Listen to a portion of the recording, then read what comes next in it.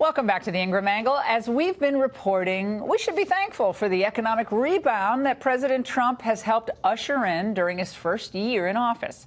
This is not what the experts or Mr. Trump's critics predicted.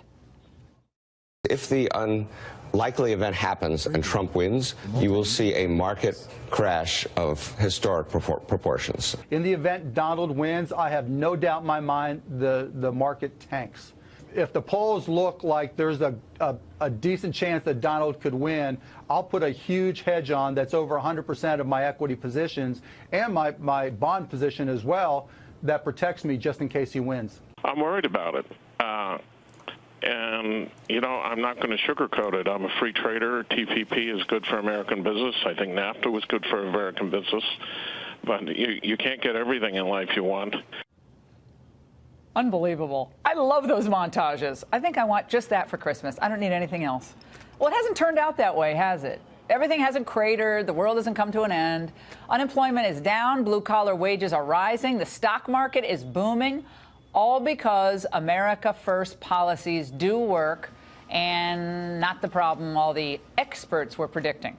And in the latest sign of a booming economy, human resources officers from some 500 corporations are anticipating, get this, I saw this morning, a massive 66% increase in cash Christmas bonuses. That adds up to a big surge in gifts and parties and, frankly, happiness for American workers. You know, it's supposed to be the pursuit of happiness, too. That'd be nice. Even the president's lefty critics are coming around to the new realities. Our neighbors to the north at the Toronto Star, at least one prominent columnist, is noting this about the president's negotiations on trade in a piece titled, believe it or not, on NAFTA, Donald Trump makes sense. And in The Economist, this blaring headline, although it's kind of grudging, blue-collar wages are surging. Again, they don't want to give Trump credit, but I'll take the headline. So what about the never-Trumpers who only pay lip service to the will of the voters? Well, we're starting to get an idea of what they really think. Here's what Weekly Standard editor-at-large Bill Kristol tweeted out last night. He said, "The GOP tax bills bringing out my inner socialist. The sex scandals are bringing out my inner feminist. And Donald Trump and Roy Moore are bringing out my inner liberal." What's happening? Well, what's happening, Bill, is that we now can see that, you know, you're not that conservative stalwart we thought you were before the election of Donald Trump. Well, this year has been filled with a lot of political revelations, and the people you thought you knew on the left and on the right are coming into clearer focus for many people. And as for President Trump's tweets, well, sometimes they can be a little bit self-destructive or distracting. That's true. But I say this, at least we now have an unvarnished view of what the leader of the free world really thinks about issues big and small. And I actually think that's kind of refreshing. And how many Twitter accounts can drive a news cycle all by their lonesome? And he has a direct conduit, a direct pipeline to the American people, which, of course, drives the old lamestream media nuts because they want to control the information you're getting. President Trump says, I'm going to have my say, and I'm going to go right to the people with it. Joining us now for a reaction from Mobile, Alabama, my old friend Quinn Hillier, a contributing editor at National Review, and in New York, another old friend, no one's old, but your dear friends, Andy Stein, a Democrat and a former president of the New York City Council. It is great to see both of you. Happy Thanksgiving. Thank you, Laura. Happy Thanksgiving. Let's start with you, Andy, on this. I personally am really grateful that we have President Trump in office, that Hillary is not president, that we have an economy that looks like it's in the midst of a real recovery, not a anemic, flatlining recovery as we saw under President Obama. Do you agree with that, or am I kind of looking at things way too optimistically at this point? Well, Laura, first of all, happy Thanksgiving.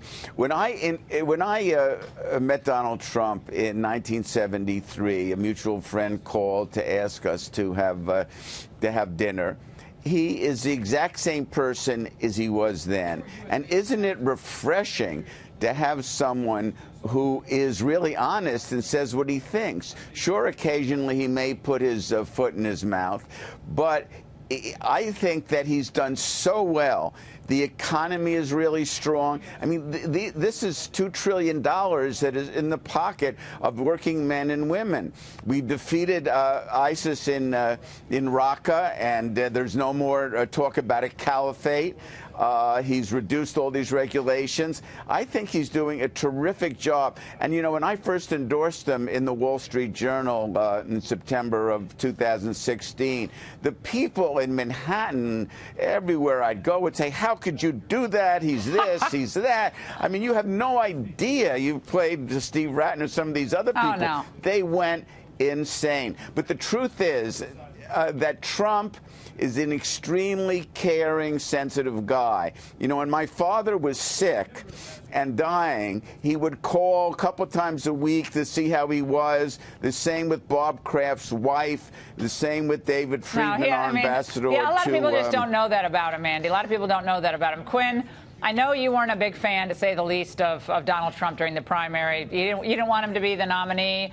Well, now he's been president for 11 months. The economic rebound that even some of his harshest critics have to admit is here. What do you think now? Are you grateful that Hillary's not president? Or are you still kind of on the fence about how Trump's stewarding the economy? No. Of course I'm grateful that Hillary is not president. That was never in question. I never wanted her. I fought her for 25 years. I still remain a critic of Trump personally. I think his tweets are not refreshing. I think they are horrendous. But you mentioned the economy. And while I think it's foolish to give him all the credit for the good economy, it would also be absolutely unfair not to give him a significant amount of credit for the economy.